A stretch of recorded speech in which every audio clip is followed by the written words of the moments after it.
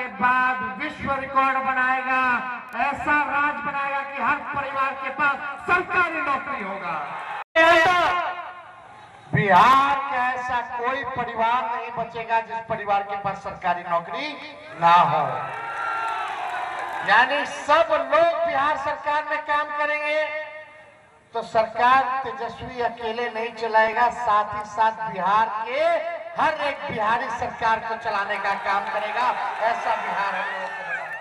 ఇటీవల బీహార్లోని ముజఫర్పూర్ సభలో ఆర్జేడీ అగ్రనేత తేజస్వి యాదవ్ చేసిన ప్రకటన ఇది. ఎన్నికల ప్రచారంలో భాగంగా ప్రజలకిచ్చిన హామీ ప్రతి కుటుంబానికి ప్రభుత్వ ఉద్యోగం.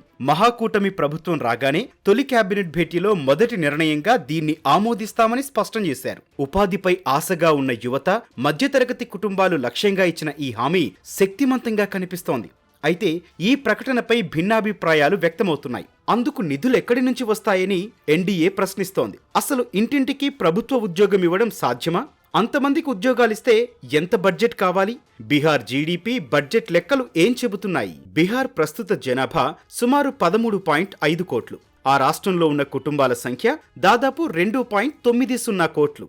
అంటే తేజస్వి ఇచ్చిన హామీ ప్రకారం ఇంటికొకరనుకున్నా కనీసం 2.90 కోట్ల మందికి ఉద్యోగాలివ్వాలి. వీరందరికీ ఏడాదికి సగటున 75,000 రూపాయలు జీతంగా ఇచ్చారు అనుకుందాం.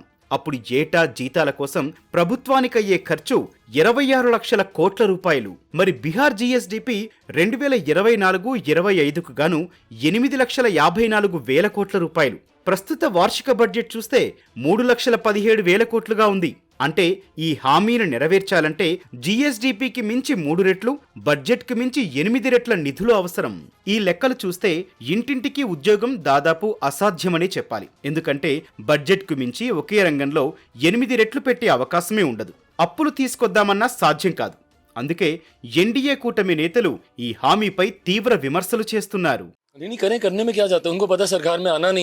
तो बोलते रहो, जितनी भी इन्फ्लेमेटेड फिगर्स आपको देनी है आप बोलते रहें, क्योंकि उनको कैलकुलेट करने की तो ज़रूरत नहीं है कि भाई राजस्व कहाँ से लाएंगे, रेवेन्यू जनरेशन का आपने कुछ बताया नहीं कि कहाँ से. ఒకవేళ ఇంటింటికి ఉద్యోగం హామీని ఎలాగైనా అమలు చేయాలని భావిస్తే మిగిలి ఉన్న అవకాశాలను ఓసారి పరిశీలిద్దాం. మొదటిది, ఆర్థిక వనరుల కోసం కేంద్రంపై ఆధారపడాల్సి ఉంటుంది. కానీ ఒకే రాష్ట్రానికి ఆ స్థాయిలో కేంద్రం సాయం చెయ్యదు. ఇక చివరి ఆప్షన్, పన్నులను విపరీతంగా పెంచాల్సి ఉంటుంది. అప్పుడు ఆ భారం ప్రజలపైనే పడుతుందని బీజేపీ నేతలు అంటున్నారు. नौकरी लो, जमीन दो. तो बिहार वासियों आप सावधान रहिए. ये जो 2,60,00,000 बिहार के हाउस होल्ड हैं जिसको ही परमानेंट नौकरी देने की बात कर रहे हैं, तो जो इनका बैकग्राउंड है तो वो आपकी पूरी खाट खड़िया खड़ा कर देंगे. తేజస్వి యాదవ్ హామీ నేపథ్యంలో బీహార్ రాజకీయం ఉద్యోగాల చుట్టూ తిరుగుతోంది. अब हम लोगों ने तय कर दिया है कि अगले 5 वर्षों में 1 करोड़ युवाओं को नौकरी और रोजगार मिलेगा. तो एक तरह से सारा काम आप लोगों को याद रखिए कि हम लोग आपके हित में काम कर रहे हैं. 20 वर्ष से एनडीए का सरकार है, कुछ नहीं किया है, किसी को रोजगार नहीं मिला. सारा लोग जाकर गुजरात में, महाराष्ट्र में मजदूरी कर रहे हैं. तो अब ये सबक सिखाने का समय आया है.